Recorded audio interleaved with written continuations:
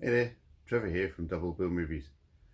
Okay, so as the title says, what is a 4K from a digital intermediate or DI negative? So, what is a DI negative? Digital intermediate negative is basically where a film has been shot digitally and they basically expose the digital images to film. This is a good way of getting film grain into it and giving it a filmic look. They also found out that this was a very good way of making all sorts of fancy color corrections and color timings, and it gave them much more play with the image and the overall look and feel of the film. And obviously, the reason I'm talking about this is we've got a couple of films coming out on 4K soon, which are going to be struck from a 4K scan of the DI negative. And one of them is 2005 remake of Amityville Horror. Now, I'm really looking forward to this because I really like this film. I was really pleased to get this on a US Blu-ray since I got a region free player, because we don't have it here in the UK on Blu-ray, only on DVD. Now, if you've seen my double bill of the Amityville from the 70s and this remake, you will see the images that I took, and I'll put some up here. And you can see how stylized the picture is. It's got a very distinct color palette to it.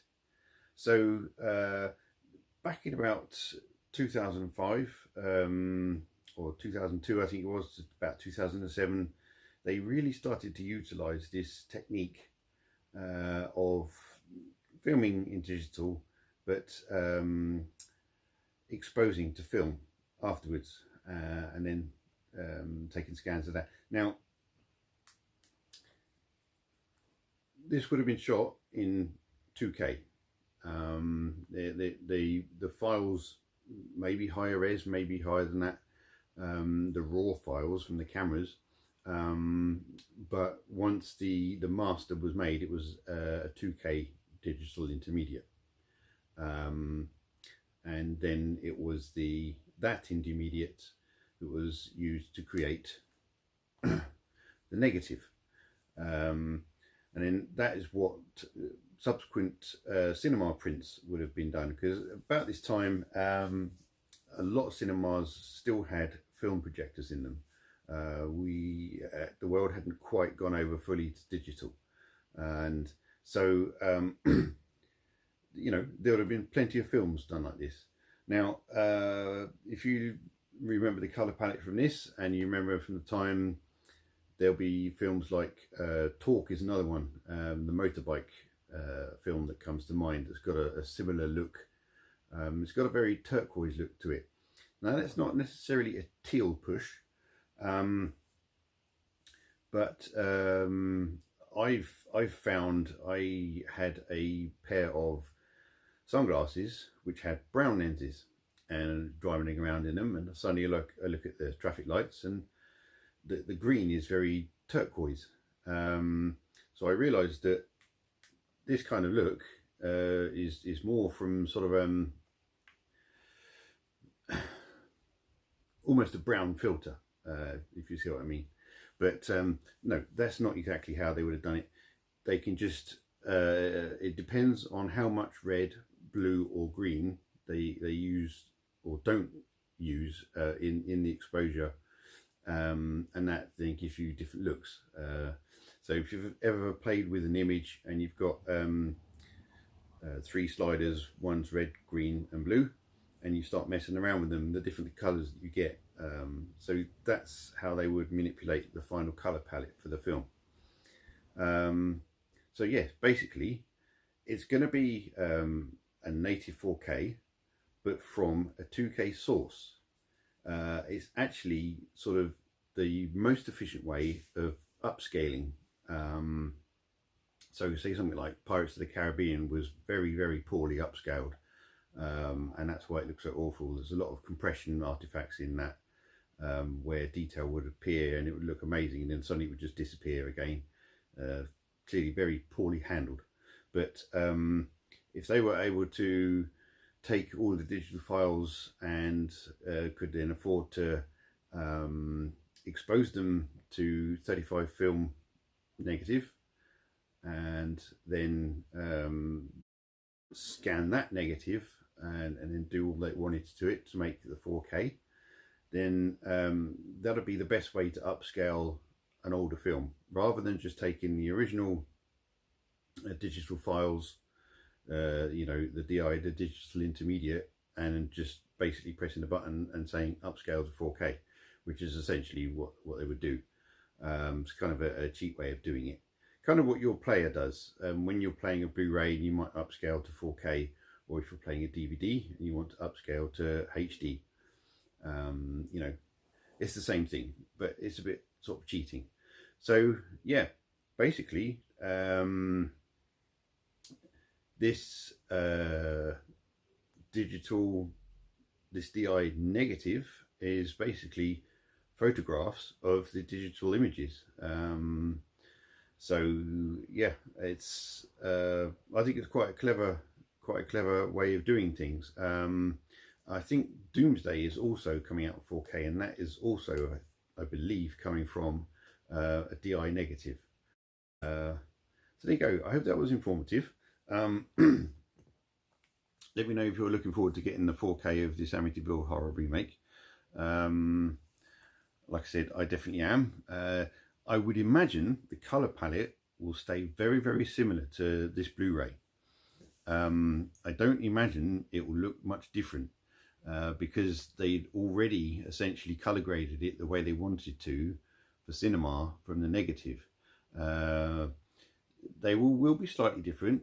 So if you think about when they exposed the 2K data to the negative, it's an uncompressed image. So on Blu-ray and in the cinema, you're seeing a compressed image. Obviously a Blu-ray is more compressed than what you see in the cinema, but for the file that the cinema receives to run properly, it's also compressed. So the image that's being exposed to the negative is the fully uncompressed image, and I've seen what these images look like on a grade 1 monitor, both 2K and 4K, and the amount of colors and the depth in the colors and the contrast is quite considerable to what you end up with on a compressed disc on the Blu-ray. It's just the way it goes. So even the 4Ks we're getting now, the original files will have even better colors. So they're literally exposing the best 2K image uncompressed to the negative, and the negative is taking the perfect picture of it. And that way, when they make a 4K scan of that, they're not, you know, you're not turning the 2K image up, you know, making it higher res, you're not, but you're just taking a higher scan of the image that's been captured on the negative, to give it its best look, to give the most colors, so that when it's compressed again, it doesn't just end up looking like what it did to start with, if that makes sense. So if I've lost you a bit there, then let's say, how can we do this? If you were just to compress the digital intermediate onto Blu-ray, you're going to lose quality and colors. You're going to lose color. Nothing you can do about it. And no matter how good your player is, your TV, your projector, whatever, you're not going to bring those colors back. But if you take a photo of the image with all the colors available and then scan that in 4K, which has more colors available, it's going to capture all the colors that the negative saw when it saw the digital image. Following me still?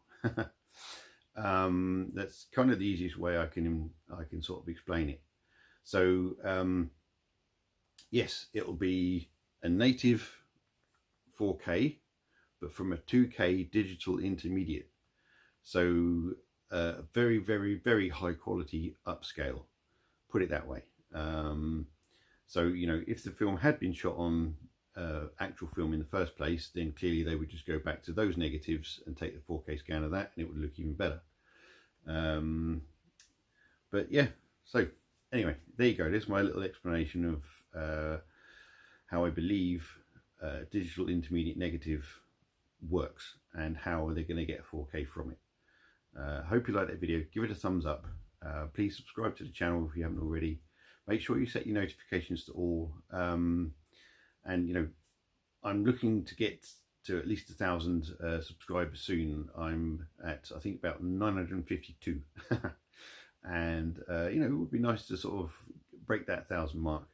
And anyway, got plenty of other videos to check out, so go and look at all my playlists and see if there's something there that takes your fancy, and comment on those videos. I don't mind how old the videos are. Leave a comment and I'll reply to you. Anyway, till then, take it easy.